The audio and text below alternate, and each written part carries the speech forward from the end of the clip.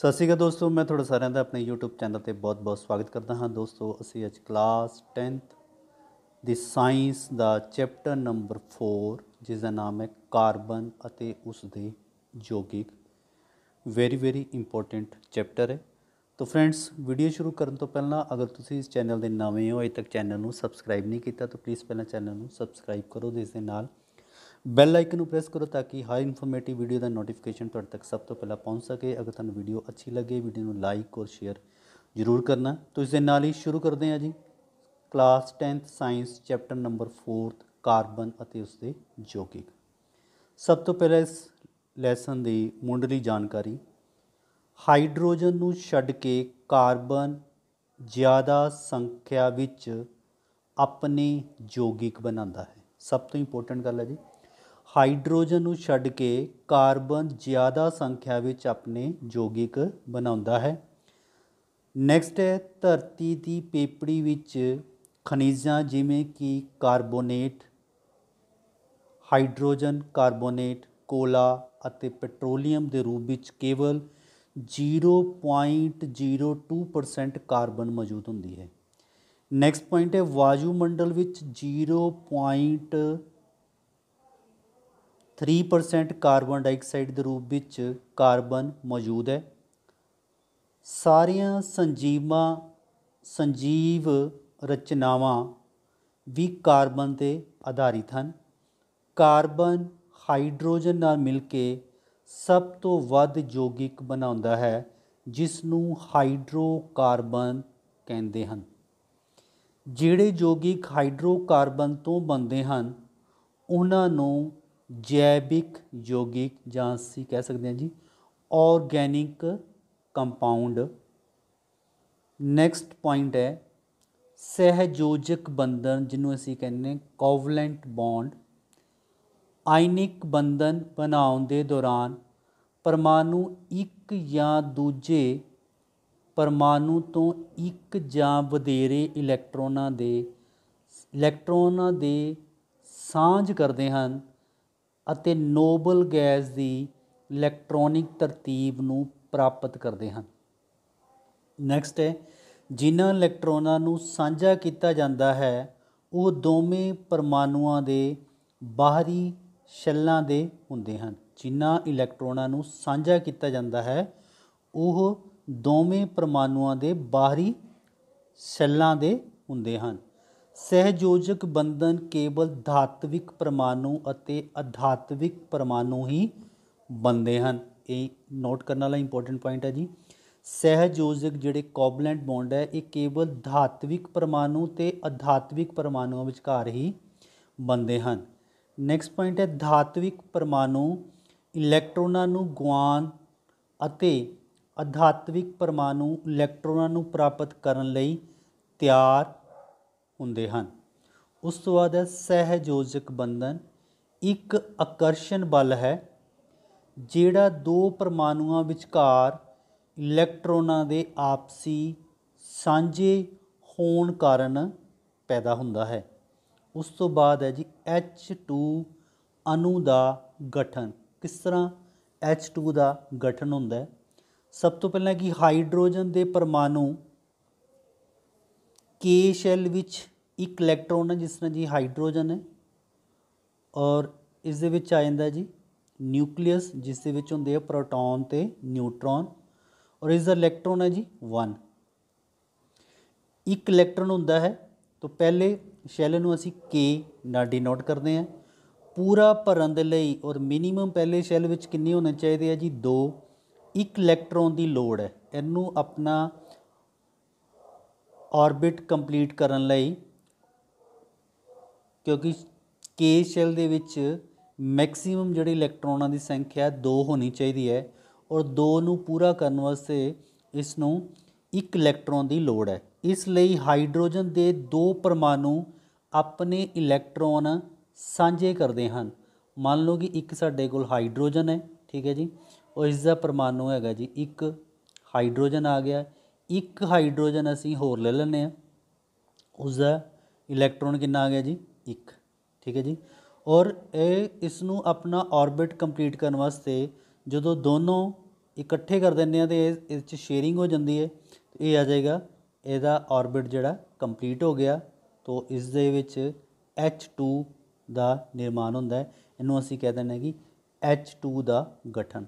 तो ਇਸ ਦੇ ਵਿੱਚ ਮੈਂਸ਼ਨ ਕੀਤਾ ਕਿ ਹਾਈਡਰੋਜਨ ਦੇ ਪਰਮਾਣੂ ਦੇ K ਸ਼ੈੱਲ ਵਿੱਚ ਇੱਕ ਇਲੈਕਟ੍ਰੋਨ ਹੁੰਦਾ ਹੈ ਅਤੇ K ਸ਼ੈੱਲ ਨੂੰ ਪੂਰਾ ਭਰਨ ਦੇ ਲਈ ਇੱਕ ਇਲੈਕਟ੍ਰੋਨ ਦੀ ਲੋੜ ਹੁੰਦੀ ਹੈ। ਇਸ ਲਈ ਹਾਈਡਰੋਜਨ ਦੇ ਦੋ ਪਰਮਾਣੂ ਆਪਣੇ ਇਲੈਕਟ੍ਰੋਨ ਸਾਂਝੇ ਕਰਕੇ H2 ਬਣਾਉਂਦੇ ਹਨ। तो ये साढ़े को इस तरह बन जाता जी, ये बन जाएगा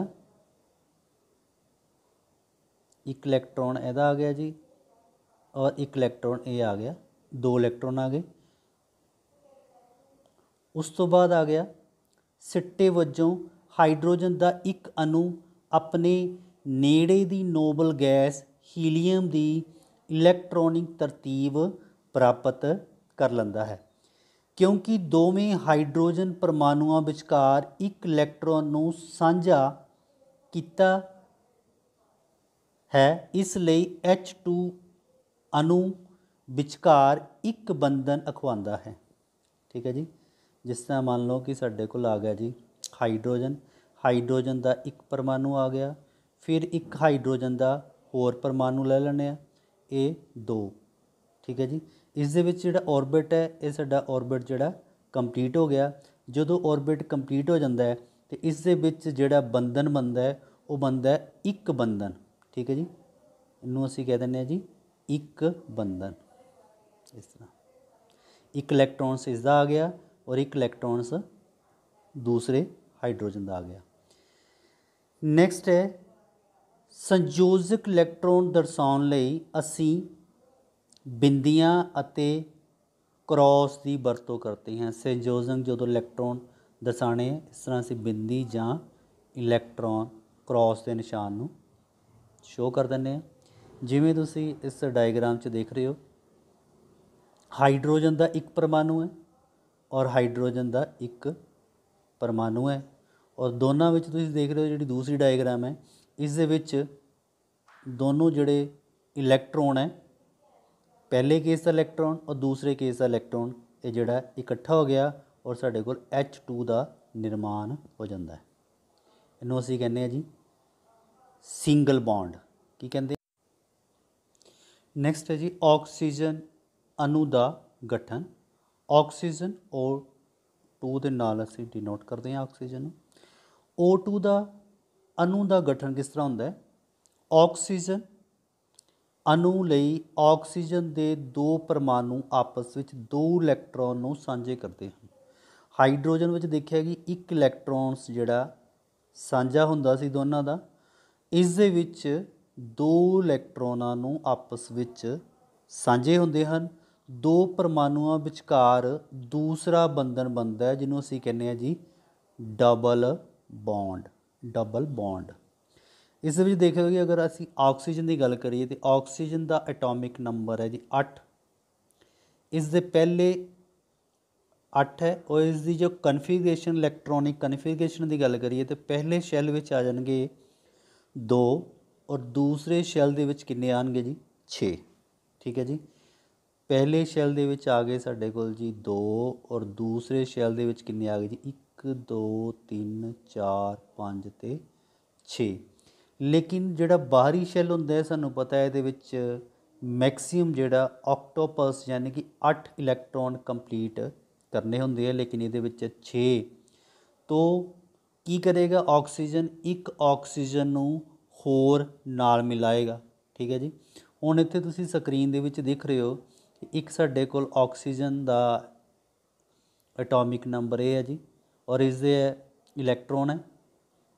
और ਜਦੋਂ भी ਅਸੀਂ गल करांगे बाहरी शैल की गल करांगे आउटर मोस्ट ऑर्बिट पहले की कन्फिगरेशन आ गई 2, दूसरे में आ गया 6, लेकिन पहला तो कंप्लीट हो गया। असीं गल कर रहे हैं दूसरे की सॉरी दूसरे में कितने इलैक्ट्रॉन आए जी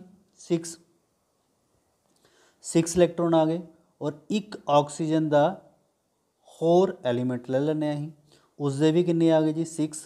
जदों असीं इन्हां नूं कंबाइन करांगे तो इस दे विच की आ जाएगा जी इन्हां विच जिहड़े है 2 जिहड़े इलैक्ट्रॉन है वो ਸਾਂਝੇ ਹੋ ਜਾਣਗੇ। ਕੰਪਲੀਟ ਕਿੰਨਾ ਆ ਗਏ, ਅਗਰ 4 ਇਹ ਹੈ ਤਾਂ 4 ਇਹ ਕਿੰਨੇ ਬਣ ਗਏ ਜੀ 8। ਅਗਰ ਅਸੀਂ ਇਸ ਸਾਈਡ ਦੇਖੀਏ, ਅਗਰ ਅਸੀਂ ਰਾਈਟ ਸਾਈਡ ਦੀ ਗੱਲ ਕਰੀਏ 2 2 4 ਅਤੇ 4 8। ਅਗਰ ਅਸੀਂ ਲੈਫਟ ਸਾਈਡ ਦੀ ਗੱਲ ਕਰੀਏ 2 2 4 ਅਤੇ 4 8। ਔਰ ਇਸ ਦੇ ਵਿੱਚ ਕਿਹੜਾ ਬੌਂਡ ਬਣਦਾ ਜੀ, ਡਬਲ ਬੌਂਡ, ਜਿਹਨੂੰ ਅਸੀਂ ਕਹਿੰਦੇ ਹਾਂ ਦੋਹਰਾ ਬੌਂਡ। ਠੀਕ ਹੈ ਜੀ, ਇਹਨੂੰ ਅਸੀਂ ਕਹਿੰਦੇ ਹਾਂ ਡਬਲ ਬੌਂਡ। ਉਸ ਤੋਂ ਬਾਅਦ ਹੈ ਜੀ ਨਾਈਟ੍ਰੋਜਨ। ਨਾਈਟ੍ਰੋਜਨ ਦੇ ਅਣੂ ਦਾ ਗਠਨ ਕਿਸ ਤਰ੍ਹਾਂ ਹੁੰਦਾ ਹੈ। ਨਾਈਟ੍ਰੋਜਨ ਦਾ ਐਟੋਮਿਕ ਨੰਬਰ ਹੈ ਜੀ 7। ਇਹਦੀ ਕਨਫੀਗਰੇਸ਼ਨ ਆ ਜਾਏਗੀ 2 ਅਤੇ 5। ਔਰ ਦਾ ਆਊਟਰ ਮੋਸਟ ਸ਼ੈਲ ਦੇ ਵਿੱਚ ਕਿੰਨੇ ਇਲੈਕਟ੍ਰੋਨ ਹੈ ਜੀ 5। ਇਹ ਦੇਖ ਰਹੇ ਹੋ ਤੁਸੀਂ 5 ਹੈ।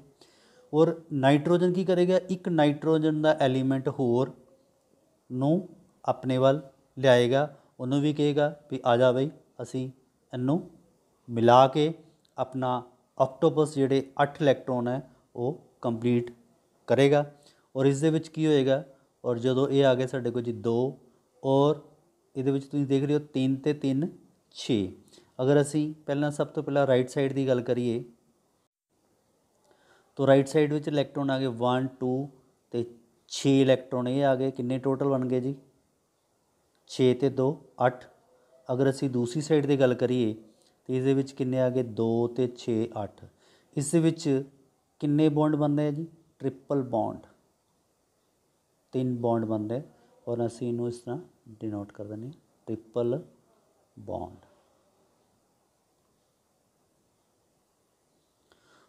ਉਸ ਤੋਂ ਬਾਅਦ ਹੈ ਜੀ ਨੈਕਸਟ ਪੁਆਇੰਟ ਹੈ ਮੀਥੇਨ CH ਦਾ ਗਠਨ। ਕਾਰਬਨ ਦੀ ਇਲੈਕਟ੍ਰੋਨ ਤਰਤੀਬ, ਅਗਰ ਅਸੀਂ ਕਾਰਬਨ ਦੀ ਗੱਲ ਕਰੀਏ ਤਾਂ ਕਾਰਬਨ ਦਾ ਐਟੋਮਿਕ ਨੰਬਰ ਹੈ ਜੀ 6। ਉਸ ਦੀ ਕਨਫੀਗਰੇਸ਼ਨ ਫਸਟ ਔਰਬਿਟ 'ਚ ਆ ਜਾਏਗਾ 2 ਔਰ ਸੈਕੰਡ ਔਰਬਿਟ 'ਚ ਆ ਜਾਏਗਾ ਜੀ 4। ਠੀਕ ਹੈ ਜੀ, ਇਸ ਦੀ ਇਲੈਕਟ੍ਰੋਨਿਕ ਕਨਫੀਗਰੇਸ਼ਨ ਆ ਗਈ। ਕਾਰਬਨ ਚੌਹ ਸੰਯੋਜਕ ਹੈ ਕਿਉਂਕਿ ਇਸ ਵਿੱਚ 4 ਸੰਯੋਜਕ ਇਲੈਕਟ੍ਰੋਨ ਹੁੰਦੇ ਹਨ। ਇਹ ਦੇਖ ਰਹੇ 4 ਸੰਯੋਜਕ ਇਲੈਕਟ੍ਰੋਨ ਹੁੰਦੇ। ਪਹਿਲੇ ਵਿੱਚ ਆ ਗਏ ਸਾਡੇ ਕੋਲ ਜੀ 2 ਔਰ ਦੂਸਰੇ 'ਚ ਕਿੰਨੇ ਆ ਗਏ ਜੀ 4। ਇਹਨੂੰ ਅਸੀਂ ਕਹਿੰਦੇ ਹਾਂ ਚੌਹ ਸੰਯੋਜਕ। ਨੋਬਲ ਗੈਸ ਇਲੈਕਟ੍ਰੋਨੀ ਤਰਤੀਬ ਪ੍ਰਾਪਤ ਕਰਨ ਲਈ ਕਾਰਬਨ ਇਹਨਾਂ ਇਲੈਕਟ੍ਰੋਨਾਂ ਦੀ ਸਾਂਝ ਹਾਈਡਰੋਜਨ ਅਤੇ 4 ਪਰਮਾਣੂਆਂ ਨਾਲ ਕਰਦਾ ਹੈ ਅਤੇ ਇਸ ਦਾ ਨਿਰਮਾਣ ਹੁੰਦਾ ਜੀ CH4। ਦੇਖ ਰਹੇ ਹੋ ਤੁਸੀਂ, ਇਹ ਸਾਡੇ ਕੋਲ ਕਾਰਬਨ ਆ ਗਿਆ, ਹਾਈਡਰੋਜਨ ਆ ਗਿਆ, ਹਾਈਡਰੋਜਨ ਆ ਗਿਆ, ਇਹਨੂੰ ਇਹਨਾਂ ਦਾ ਨਾਂ ਕਹਿ ਦੇਣਾ ਸੀ ਮੀਥੇਨ। ਉਸ ਤੋਂ ਬਾਅਦ ਨੈਕਸਟ ਪੁਆਇੰਟ ਹੈ ਸਹਿਯੋਜਕ ਬੰਧਨਾਂ ਵਾਲੇ ਅਣੂਆਂ ਦੇ ਅੰਦਰ ਮਜ਼ਬੂਤ ਬੰਧਨ ਹੁੰਦੇ ਹਨ, ਪਰੰਤੂ ਇਹਨਾਂ ਦੇ ਅਣੂਆਂ ਵਿਚਕਾਰ ਬਲ ਮੱਧਮ ਹੁੰਦਾ ਹੈ। ਇਹ ਇੰਪੋਰਟੈਂਟ ਪੁਆਇੰਟ ਹੈ। ਇਸ ਦੇ ਫਲਸਰੂਪ ਇਹਨਾਂ ਯੌਗਿਕਾਂ ਦੇ ਪਿਘਲਣ ਅੰਕ ਅਤੇ ਉਬਾਲ ਅੰਕ ਨੀਵੇਂ ਹੁੰਦੇ ਹਨ ਕਿਉਂਕਿ ਪਰਮਾਣੂਆਂ ਵਿਚਕਾਰ ਇਲੈਕਟ੍ਰੋਨਾਂ ਦੀ ਸਾਂਝ ਹੁੰਦੀ ਹੈ ਅਤੇ ਚਾਰਜਿਤ ਕਣ ਨਹੀਂ ਉਤਪੰਨ ਹੁੰਦੇ। ਇਸ ਲਈ ਸਹਿਯੋਜਕ ਯੌਗਿਕ ਬਿਜਲੀ ਦੇ ਮੰਦ ਚਾਲਕ ਜਾਂ ਕਹਿ ਸਕਦੇ ਹੋ ਤੁਸੀਂ ਕੁਚਾਲਕ ਹੁੰਦੇ ਹਨ। ਨੈਕਸਟ ਕੁਐਸਚਨ ਹੈ ਕਾਰਬਨ ਦੇ 3 ਰੂਪ। ਸਭ ਤੋਂ ਪਹਿਲਾਂ ਆ ਗਿਆ ਜੀ ਗ੍ਰੇਫਾਈਟ, ਉਸ ਤੋਂ ਬਾਅਦ ਆ ਗਿਆ ਜੀ ਹੀਰਾ, ਉਸ ਤੋਂ ਬਾਅਦ ਹੈ ਜੀ C60 ਜਿਹਨੂੰ ਅਸੀਂ ਕਹਿੰਦੇ ਹਾਂ ਜੀ ਬਕਮਿਸਟ ਰਫੂਲੀਨ, ਬਕਮਿਸਟ ਰਫੂਲੀਨ। ਕਾਰਬਨ ਦੀ ਬਹੁਮੁਖੀ ਪ੍ਰਕਿਰਤੀ ਕੀ ਹੈ। ਸਭ ਤੋਂ ਪਹਿਲਾਂ ਕਿ ਇਹ ਲੜੀ ਬੰਧਨ ਹੈ, ਇਹ ਇੱਕ ਚੇਨ ਬਣਾਉਂਦੇ ਹੈ। ਕਾਰਬਨ ਵਿੱਚ ਕਾਰਬਨ ਦੇ ਹੀ ਹੋਰ ਪਰਮਾਣੂਆਂ ਦੇ ਨਾਲ ਬੰਧਨ ਬਣਾਉਣ ਦੀ ਵਚਿੱਤਰ ਸਮਰੱਥਾ ਨੂੰ ਲੜੀਬੰਧ ਕਹਿੰਦੇ ਹਾਂ, ਜਿਸ ਨਾਲ ਵੱਡੀ ਸੰਖਿਆ ਵਿੱਚ ਅਣੂ ਬਣਦੇ ਹਨ। ਇਹ 3 ਪ੍ਰਕਾਰ ਦੇ ਲੜੀਬੰਧ ਹੁੰਦੇ ਹਨ। ਸਭ ਤੋਂ ਪਹਿਲਾਂ ਆ ਗਿਆ ਜੀ ਸਿੱਧੀਆਂ ਲੜੀਆਂ, ਜਿਵੇਂ ਤੁਸੀਂ ਸਕਰੀਨ 'ਤੇ ਦਿਖ ਰਹੇ ਹੋ, ਇਹ ਆ ਜਾਏਗਾ ਸਾਡੇ ਕੋਲ। ਉਸ ਤੋਂ ਬਾਅਦ ਆ ਗਿਆ ਜੀ ਸ਼ਾਖਿਤ ਲੜੀਆਂ, ਜਿਸ ਤਰ੍ਹਾਂ ਇਹ ਆ ਗਿਆ। ਇੱਥੇ ਵੀ ਤੁਸੀਂ ਅਗਰ ਹਾਈਡਰੋਜਨ ਸੰਖਿਆ ਪੂਰੀ ਜਿਹੜੀ ਤੁਹਾਡੀ ਬਰਾਬਰ ਹੋ ਜਾਏਗੀ ਤੁਹਾਡੇ ਕੋਲ। ਉਸ ਤੋਂ ਬਾਅਦ ਆ ਗਿਆ ਅਗਰ ਬੰਦ ਲੜੀਆਂ ਦੀ ਗੱਲ ਕਰੀਏ ਤਾਂ ਇੱਥੇ ਵੀ ਅਗਰ ਅਸੀਂ ਹਾਈਡਰੋਜਨ ਕਰ ਦਈਏ ਤੇ ਇਹ ਸਾਡੇ ਕੋਲ ਪੂਰਾ ਜਿਹੜਾ ਕਨਫੀਗਰੇਸ਼ਨ ਹੈ ਇਹਦੀ ਕੰਪਲੀਟ ਹੋ ਜਾਂਦੀ ਹੈ। ਬੰਦ ਲੜੀਆਂ, ਇਹ ਬੰਦ ਦੀ ਸ਼ੇਪ ਵਿੱਚ ਹੈ। ਕਾਰਬਨ ਕਾਰਬਨ ਬੰਧਨ ਬਹੁਤ ਮਜ਼ਬੂਤ ਹੁੰਦੇ ਹਨ, ਇਸ ਲਈ ਇਹ ਸਥਾਈ ਹੁੰਦਾ ਹੈ। ਕਾਰਬਨ ਦੇ ਯੌਗਿਕਾਂ ਵਿੱਚ ਜਿਸ ਸੀਮਾ ਤੱਕ ਲੜੀ ਬੰਧਨ ਦਾ ਗੁਣ ਹੈ ਉਹ ਹੋਰ ਕਿਸੇ ਤੱਤਵ ਵਿੱਚ ਨਹੀਂ ਹਨ। ਸਿਲੀਕੋਨ ਹਾਈਡਰੋਜਨ ਨਾਲ ਯੌਗਿਕ ਬਣਾਉਂਦਾ ਹੈ ਜਿਨ੍ਹਾਂ ਵਿੱਚ 7 ਜਾਂ 8 ਪਰਮਾਣੂਆਂ ਤੱਕ ਦੀ ਲੜੀ ਹੁੰਦੀ ਹੈ, ਪਰ ਇਹ ਯੌਗਿਕ ਬਹੁਤ ਕਿਰਿਆਸ਼ੀਲ ਹਨ। ਨੈਕਸਟ ਪੁਆਇੰਟ ਹੈ, ਇਹ ਕਾਰਨ ਹੈ ਕਿ ਕਾਰਬਨ ਦੇ ਯੌਗਿਕ ਬਹੁਤ ਮਾਤਰਾ ਵਿੱਚ ਮਿਲਦੇ ਹਨ। ਕਾਰਬਨ ਪਰਮਾਣੂਆਂ ਵਿਚਕਾਰ ਕੇਵਲ ਇਕਾਹਰੇ ਬੰਧਨ ਨਾਲ ਜੁੜੇ ਕਾਰਬਨ ਦੇ ਯੌਗਿਕ ਨੂੰ ਸੰਤ੍ਰਿਪਤ ਯੌਗਿਕ ਸੈਚੂਰੇਟਡ ਕੰਪਾਊਂਡ ਕਹਿੰਦੇ ਹਨ, ਜਿਵੇਂ ਕਿ ਈਥੇਨ। ਫਿਰ ਤੋਂ ਰੀਡ ਕਰਦੇ ਹਾਂ ਕਿ ਕਾਰਬਨ ਪਰਮਾਣੂਆਂ ਵਿਚਕਾਰ ਕੇਵਲ ਇਕਹਿਰੇ ਬੰਧਨ, ਜਿਹਨੂੰ ਅਸੀਂ ਕਹਿੰਦੇ ਹਾਂ ਸਿੰਗਲ ਬੌਂਡ ਨਾਲ ਜੁੜੇ ਕਾਰਬਨ ਦੇ ਯੌਗਿਕਾਂ ਨੂੰ ਸੰਤ੍ਰਿਪਤ ਯੌਗਿਕ ਸੈਚੂਰੇਟਡ ਕੰਪਾਊਂਡ ਕਹਿੰਦੇ ਹਨ, ਜਿਵੇਂ ਕਿ ਈਥੇਨ। ਕਾਰਬਨ ਪਰਮਾਣੂਆਂ ਵਿੱਚ ਦੂਸਰੇ, ਜਿਹਨੂੰ ਅਸੀਂ ਕਹਿੰਦੇ ਹਾਂ ਡਬਲ ਬੌਂਡ, ਦੂਸਰੇ ਜਾਂ ਤੀਹਰੇ ਬੰਧਨ ਵਾਲੇ ਕਾਰਬਨ ਦੇ ਯੌਗਨਾਂ ਨੂੰ ਅਸਤ੍ਰਿਪਤ ਯੌਗਿਕ ਅਨਸੈਚੂਰੇਟਡ ਕੰਪਾਊਂਡ ਆਖਦੇ ਹਨ, ਜਿਵੇਂ ਕਿ ਅਥੀਨ, ਇਥਾਈਨ ਆਦਿ। ਨੈਕਸਟ ਪੁਆਇੰਟ ਹੈ ਆਈਸੋਮਰ, ਅਜਿਹੇ ਯੌਗਿਕ ਜਿਨ੍ਹਾਂ ਦਾ ਪਰਮਾਣੂ ਸੂਤਰ ਸਮਾਨ ਹੁੰਦਾ ਹੈ ਪਰੰਤੂ ਬਣਤਰ ਫਾਰਮੂਲੇ ਵੱਖਰੇ ਹੁੰਦੇ ਹਨ, ਜਿਵੇਂ ਕਿ ਐਨ ਪੈਂਟੇਨ। ਇਹ ਤੁਸੀਂ ਸਕਰੀਨ 'ਤੇ ਦੇਖ ਰਹੇ ਹੋ, ਆਈਸੋਪੈਂਟੇਨ। ਉਹ ਅੱਗੇ ਆ ਗਿਆ ਜੀ ਨੀਓਪੈਂਟੇਨ। ਨੈਕਸਟ ਹੈ ਸੰਤ੍ਰਿਪਤ ਅਤੇ ਅਸੰਤ੍ਰਿਪਤ ਕਾਰਬਨ ਯੌਗਿਕ। ਸੰਤ੍ਰਿਪਤ ਕਾਰਬਨ ਯੌਗਿਕ ਕਾਰਬਨ ਯੌਗਿਕ ਜਿਸ ਦੇ ਅਣੂਆਂ ਵਿੱਚ ਮੌਜੂਦ ਸਾਰੇ ਕਾਰਬਨ ਪਰਮਾਣੂ ਇੱਕ ਦੂਜੇ ਨਾਲ ਸਹਿਜੋਜ ਬੰਧਨ ਨਾਲ ਜੁੜੇ ਹੁੰਦੇ ਹਨ, ਉਹਨੂੰ ਅਸੀਂ ਕਹਿੰਦੇ ਹਾਂ ਜੀ ਸੰਤ੍ਰਿਪਤ ਯੌਗਿਕ। ਇਸ ਤੋਂ ਬਾਅਦ ਆ ਗਿਆ ਜੀ ਸਾਡੇ ਕੋਲ ਈਥੇਨ ਔਰ ਪ੍ਰੋਪੇਨ। ਉਸ ਤੋਂ ਬਾਅਦ ਹੈ ਕਾਰਬਨ ਅਤੇ ਹਾਈਡਰੋਜਨ ਦੇ ਸੰਤ੍ਰਿਪਤ ਯੌਗਿਕਾਂ ਦੇ ਸੂਤਰ। ਇਹ ਤੁਸੀਂ ਸਕਰੀਨ 'ਤੇ ਦਿਖ ਰਹੇ ਹੋ ਜੀ। ਇਹ ਆ ਗਿਆ ਸਾਡੇ ਕੋਲ ਮਿਥੇਨ, ਇਸ ਦਾ ਸੂਤਰ ਆ ਗਿਆ CH4 ਔਰ ਇਸ ਦੀ ਰਚਨਾ ਆ ਗਈ, ਇਸ ਤਰ੍ਹਾਂ ਅਸੀਂ ਇਹਨੂੰ ਡਿਨੋਟ ਕਰਦੇ ਹਾਂ। ਉਸ ਤੋਂ ਬਾਅਦ ਮਿਥੇਨ ਤੋਂ ਬਾਅਦ ਆ ਗਿਆ ਜੀ ਇਥੇਨ, ਇਸ ਦਾ ਫਾਰਮੂਲਾ C2H6, ਇਸ ਦੀ ਜਿਹੜੀ ਸੰਰਚਨਾ ਇਸ ਤਰ੍ਹਾਂ ਆ ਜਾਏਗੀ। ਉਸ ਤੋਂ ਬਾਅਦ ਆ ਗਈ ਜੀ ਪ੍ਰੋਪੇਨ, ਇਹ ਆ ਜਾਏਗਾ C3H8 ਔਰ ਇਸ ਦੀ ਕੰਸਟਰਕਸ਼ਨ ਇਸ ਤਰ੍ਹਾਂ ਆ ਜਾਏਗੀ, ਰਚਨਾ। ਉਸ ਤੋਂ ਬਾਅਦ ਆ ਗਿਆ ਜੀ ਬੁਟੇਨ। ਬੁਟੇਨ ਵਿੱਚ ਕਿੰਨਾ ਜੀ C4 ਹੈ ਅਤੇ H10 ਹੈ। ਉਸ ਤੋਂ ਬਾਅਦ ਆ ਗਿਆ ਪੈਂਟੇਨ, C5 ਹੈ H12 ਹੈ। ਉਸ ਤੋਂ ਬਾਅਦ ਆ ਗਿਆ ਹੈਕਸੇਨ, C6 ਹੈ ਔਰ H ਕਿੰਨਾ ਜੀ 14।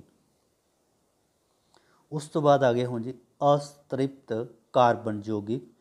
ਕਾਰਬਨ ਯੌਗਿਕਾਂ ਜਿਸ ਦੇ ਅਣੂਆਂ ਵਿੱਚ ਮੌਜੂਦ ਕੁਝ ਕਾਰਬਨ ਪਰਮਾਣੂ ਇੱਕ ਦੂਜੇ ਨਾਲ ਦੋਹਰੇ ਜਾਂ ਤੀਹਰੇ ਬੰਧਨ ਨਾਲ ਜੁੜੇ ਹੁੰਦੇ ਹਨ, ਉਹਨਾਂ ਨੂੰ ਅਸੀਂ ਕਹਿੰਦੇ ਹਾਂ ਜੀ ਅਸੰਤ੍ਰਿਪਤ ਕਾਰਬਨ ਯੌਗਿਕ। ਔਰ ਇਹ ਆ ਗਿਆ ਜੀ ਸਾਡੇ ਕੋਲ ਇਥੀਨ, ਇਸ ਦੇ ਵਿੱਚ ਡਬਲ ਬੌਂਡ ਹੈ, ਇਹ ਤੁਸੀਂ ਸਕਰੀਨ 'ਤੇ ਦਿਖ ਰਹੇ ਹੋ, ਇਸ ਦੇ ਵਿੱਚ ਡਬਲ ਬੌਂਡ। ਉਸ ਤੋਂ ਬਾਅਦ ਹੈ ਫੰਕਸ਼ਨਲ ਗਰੁੱਪ। ਕਾਰਬਨ ਦੂਜੇ ਹੋਰ ਤੱਤਾਂ ਜਿਵੇਂ ਕਿ ਹੈਲੋਜਨ, ਆਕਸੀਜਨ, ਨਾਈਟ੍ਰੋਜਨ ਅਤੇ ਸਲਫਰ ਦੇ ਨਾਲ ਵੀ ਬੰਧਨ ਬਣਾਉਂਦਾ ਹੈ। ਹਾਈਡਰੋਕਾਰਬਨ ਲੜੀ ਵਿੱਚ ਇਹ ਤੱਤ ਇੱਕ ਜਾਂ ਵੱਧ ਹਾਈਡਰੋਜਨ ਨੂੰ ਇਸ ਪ੍ਰਕਾਰ ਵਿਸਥਾਪਿਤ ਕਰਦੇ ਹਨ ਕਿ ਕਾਰਬਨ ਦੀ ਸੰਯੋਜਕਤਾ ਪੂਰੀ ਰਹਿੰਦੀ ਹੈ। ਅਜਿਹੇ ਯੌਗਿਕਾਂ ਨੂੰ ਵਿਖਮ ਪਰਮਾਣੂ ਕਿਹਾ ਜਾਂਦਾ ਹੈ। ਉਸ ਤੋਂ ਬਾਅਦ ਹੈ ਇਹ ਵਿਖਮ ਪਰਮਾਣੂ ਅਤੇ ਇਹਨਾਂ ਦੇ ਸਮੂਹ ਜਿਨ੍ਹਾਂ ਯੌਗਿਕਾਂ ਵਿੱਚ ਉਪਸਥਿਤ ਹੁੰਦੇ ਹਨ ਉਹਨਾਂ ਨੂੰ ਵਿਸ਼ੇਸ਼ ਗੁਣ ਪ੍ਰਾਪਤ ਕਰਦੇ ਹਨ ਨੂੰ ਫੰਕਸ਼ਨਲ ਗਰੁੱਪ ਕਹਿੰਦੇ ਹਨ, ਜਿਵੇਂ ਕਿ ਤੁਸੀਂ ਦਿਖ ਰਹੇ ਹੋ ਵਿਖਮ ਪਰਮਾਣੂ, ਕਲੋਰੋ ਬ੍ਰੋਮੋ Cl ਤੇ Br क्रियात्मक समूह आ गया। क्रियात्मक समूह का फार्मूला जोड़ा Cl और Br आ गया। उस तो बाद आ गई ऑक्सीजन, ऑक्सीजन के आ जाएगा दी एल्कोहल, ਉਹਨੂੰ ਅਸੀਂ ਇਸ ਤਰ੍ਹਾਂ ਕਰ ਲਾਂਗੇ OH ਦੇ ਨਾਲ। ਉਸ ਤੋਂ ਬਾਅਦ ਆ ਗਿਆ ਐਲਡੀਹਾਈਡ, ਉਸ ਤੋਂ ਬਾਅਦ ਆ ਗਿਆ ਜੀ ਕੀਟੋਨ, ਉਸ ਤੋਂ ਬਾਅਦ ਆ ਗਿਆ ਕਾਰਬੋਕਸਿਲਿਕ ਤੇਜ਼ਾਬ। ਨੈਕਸਟ ਹੈ ਸਮਜਾਤੀ ਲੜੀ। ਯੌਗਿਕਾਂ ਦੀ ਅਜਿਹੀ ਲੜੀ ਜਿਸ ਵਿੱਚ ਕਾਰਬਨ ਵਿੱਚ ਸਥਿਤ ਹਾਈਡਰੋਜਨ ਨੂੰ ਇੱਕ ਪ੍ਰਕਾਰ ਦਾ ਕਿਰਿਆਤਮਕ ਸਮੂਹ ਸਥਾਪਿਤ ਕਰਦਾ ਹੈ, ਉਸ ਨੂੰ ਸਮਜਾਤੀ ਲੜੀ ਕਹਿੰਦੇ ਹਨ। ਸਮਜਾਤੀ ਲੜੀ ਦੇ ਗੁਣ, ਪਹਿਲਾ ਪੁਆਇੰਟ ਹੈ ਲੜੀ ਦੇ ਸਮੂਹ ਮੈਂਬਰਾਂ ਨੂੰ ਇੱਕ ਸੂਤਰ ਨਾਲ ਲਿਖਿਆ ਜਾਂਦਾ ਹੈ, ਜਿਸ ਦਾ ਫਾਰਮੂਲਾ ਜੀ CnH2n+2, ਬਹੁਤ ਇੰਪੋਰਟੈਂਟ ਫਾਰਮੂਲਾ ਹੈ। ਲੜੀ ਦੇ ਕਿਸੇ ਵੀ ਲਗਾਤਾਰ ਮੈਂਬਰਾਂ ਵਿੱਚ CH2 ਇਕਾਈ ਦਾ ਅੰਤਰ ਅਤੇ ਪਰਮਾਣੂ ਪੁੰਜ 14 ਦਾ ਅੰਤਰ ਹੁੰਦਾ ਹੈ। ਜਿਵੇਂ ਕਿ ਕਾਰਬਨ ਦੀ ਅਗਰ ਸੰਖਿਆ ਦੇਖੀ ਜਾਏ ਤਾਂ ਕਾਰਬਨ ਦੀ ਸੰਖਿਆ ਜੀ 1 ਹੈ, ਔਰ ਇਸ ਦੇ ਵਿੱਚ ਕੀ ਆ ਜਾਏਗਾ, ਇਸ ਦੇ ਵਿੱਚ ਇੱਥੇ ਮੈਂਸ਼ਨ ਕੀਤਾ ਹੈ ਜੀ ਸ਼ਬਦ ਦਾ ਜਿਹੜਾ ਰੂਟ ਹੈ ਉਹ ਆ ਗਿਆ ਮੀਤ। ਜੇਕਰ ਅਗੇਤਰ ਇਹ ਬੰਧਨ ਸੰਤ੍ਰਿਪਤ ਹੈ तो आ जाएगा एन, और इसका यौगिक का नाम बन जाएगा जी मीथेन। अगर कार्बन एक है मीथेन और सिंगल बॉन्ड है। उस तो बाद अगर दोहरा बंधन है ये आ जाएगा ईन ऐड हो जाएगा, आ जाएगा मीथीन। अगर तेहरा बंधन है तो इसका नाम आ जाएगा जी मिथाइन। ठीक है जी, methane which single bond, methene which double bond और आइन च मिथाइन च ट्रिपल बॉन्ड। उस तो बाद अगर असी जिस दे विच कार्बन 2 है तो वो आ जाएगा जी इथेन, इथीन, इथाइन। अगर कार्बन साढ़े को 3 है तो आ जाएगा प्रोपेन, प्रोपीन ते प्रोपाइन। सिमिलरली बुटेन, बुटीन ते बुटाइन। नैक्सट है क्रियात्मक समूहों का नामकरण। जिमें कि आ गया क्रियात्मक समूह है जी हैलोजन, अगेतर, क्लोरो, ब्रोमो आदि उदाहरण में तुसीं देख रहे हो सी और इत्थे आ गया क्लोरो प्रोपेन, और इत्थे आ जाएगा जी ब्रोमो प्रोपेन Br आ गया इस दे विच, और इस दे विच आ गया जी Cr। नैक्सट आ गया एल्कोहल, और ये विच पछेतर यानी कि एंड ते की लगेगा जी OH, ये आ गया। उस तो बाद आ गई एल्डिहाइड, इस दे विच आ जाएगा क्षेत्र च लग जाएगा L, ये आ जाएगा साढ़े कोल O। प्रोपनल, उस तो बाद आ गई जी कीटोन, इस दे विच 1, और सिमिलरली इससे चलना असी बाकी भी देख सकते हैं। और उस तो बाद आ गया जी साढ़े कोल शाखीत लड़ी हाइड्रोजन ਦਾ ਨਾਕਰਨ। ਇੱਕ ਬੰਧਨ ਜਿਹਨੂੰ ਅਸੀਂ ਸੰਤ੍ਰਿਪਤ ਲੜੀ ਲਈ ਸਭ ਤੋਂ ਲੰਬੀ ਲੜੀ ਦੀ ਚੋਣ ਕਰੋ ਜਾਂ ਕਾਰਬਨ ਦੀ ਗਿਣਤੀ ਉਸ ਪਾਸੋਂ ਕਰੋ ਜਿਹੜੇ ਪਾਸੋਂ ਵਿਸਥਾਪਕ ਸਭ ਤੋਂ ਨੇੜੇ ਹੋਵੇ। ਜਿਹਦੇ ਵਿੱਚ ਤੁਸੀਂ ਦਿਖ ਰਹੇ ਹੋ ਇਹ ਸਾਡੇ ਕੋਲ ਜਿਹੜਾ ਸਿਸਟਮ ਹੈ ਪਹਿਲੇ ਵਾਲਾ ਇਹ ਸਹੀ ਹੈ, और दूसरा जोड़ा वो रॉन्ग दिता गया। नैक्सट है दोहरा ਜਾਂ ਤੇਹਰਾ ਅਸਤ੍ਰਿਪਤ ਲੜੀ ਲਈ ਸਭ ਤੋਂ ਲੰਬੀ ਲੜੀ ਦੀ ਚੋਣ ਕਰੋ ਅਤੇ ਕਾਰਬਨ ਗਿਣਤੀ ਉਸ ਪਾਸੋਂ ਕਰੋ ਜਿਸ ਪਾਸੇ ਦੋਹਰਾ ਬੰਧਨ ਜਾਂ ਤੀਹਰਾ ਬੰਧਨ ਸਭ ਤੋਂ ਨੇੜੇ ਹੋਵੇ। ਤੋ ਇਸ ਦੇ ਵਿੱਚ ਪਹਿਲਾ ਪੁਆਇੰਟ ਬਿਲਕੁਲ ਸਹੀ ਹੈ ਜੀ, ਔਰ ਇਸ ਦੇ ਵਿੱਚ ਇਹ ਵਾਲਾ ਪੁਆਇੰਟ ਜਿਹੜਾ ਸਾਡੇ ਕੋਲ ਗਲਤ ਹੈ। ਉਸ ਤੋਂ ਬਾਅਦ ਹੈ ਜੀ ਕਾਮਨ ਫਾਰਮੂਲਾ, ਵਿਸਥਾਪਨ ਦੀ ਸਥਿਤੀ ਮਾਈਨਸ ਵਿਸਥਾਪਕ ਦਾ ਨਾਂ, ਸ਼ਬਦ ਰੂਟ ਤੇ ਅਗੇਤਰ, ਇਹ ਇਸ ਦਾ ਕਾਮਨ ਫਾਰਮੂਲਾ ਹੈ। ਉਸ ਤੋਂ ਬਾਅਦ ਆ ਗਿਆ ਡਾਈ ਅਤੇ ਟਰਾਈ ਅਗੇਤਰ ਦਾ ਪ੍ਰਯੋਗ। ਜੇਕਰ ਕਾਰਬਨ ਲੜੀ ਵਿੱਚ ਇੱਕ ਜਾਂ ਇੱਕ ਤੋਂ ਵੱਧ ਐਲਕਾਈਨ ਗਰੁੱਪ ਇੱਕੋ ਹੀ ਸਥਾਨ ਜਾਂ ਵੱਖਰੇ ਵੱਖਰੇ ਸਥਾਨ ਉੱਤੇ ਹੋਣ ਤਾਂ 2 ਲਈ ਡਾਈ ਅਤੇ 3 ਲਈ ਟਰਾਈ ਅਗੇਤਰ ਦਾ ਪ੍ਰਯੋਗ ਹੁੰਦਾ ਹੈ। ਨੈਕਸਟ ਹੈ ਕਾਰਬਨ ਯੌਗਿਕਾਂ ਦੇ ਰਸਾਇਣਿਕ ਗੁਣ, ਵੈਰੀ ਵੈਰੀ ਇੰਪੋਰਟੈਂਟ। ਕਾਰਬਨ ਯੌਗਿਕਾਂ ਦੇ ਰਸਾਇਣਿਕ ਗੁਣ, ਸਭ ਤੋਂ ਪਹਿਲਾਂ ਜੀ ਬਲਨ, ਆਕਸੀਜਨ, ਜੋੜਾਤਮਕ ਪ੍ਰਤੀਕਿਰਿਆ ਤੇ ਪ੍ਰਤੀਸਥਾਪਨ। ਉਸ ਤੋਂ ਬਾਅਦ ਹੈ ਕੁਝ ਮਹੱਤਵਪੂਰਨ ਕਾਰਬਨ ਯੌਗਿਕ ਹਨ ਜਿਹਨੂੰ ਅਸੀਂ ਕਹਿੰਦੇ ਹਾਂ ਜੀ ਇਥੇਨੋਲ ਜਾਂ ਇਥਾਈਲ ਐਲਕੋਹਲ, ਇਥਨੋਲ ਜਾਂ ਇਥਾਈਲ ਐਲਕੋਹਲ ਜਾਂ ਇਥਨੋਇਕ ਤੇਜ਼ਾਬ, ਇਥਨੋਇਕ ਤੇਜ਼ਾਬ ਜਿਸ ਦਾ ਸਿੰਬਲ ਹੈ ਫਾਰਮੂਲਾ ਹੈ CH3COOH। ਉਸ ਤੋਂ ਬਾਅਦ ਹੈ ਜੀ ਸਾਬਣ ਅਤੇ ਮੈਲ ਨਿਵਾਰਕ।